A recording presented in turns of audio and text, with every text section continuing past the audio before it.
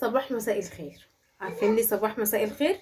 عشان خاطر دلوقتي الساعة 2 بالليل، فانا قلت بقى ايه اما افرح نفسي كده واشبر على حالي واعمل بمزاج بقى كده ايه شوية بسكوت للعيال.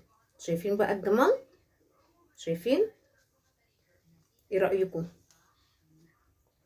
بصوا الجمال ده، عليا النعمة. ده البت سولي دي بتعمل عظمة.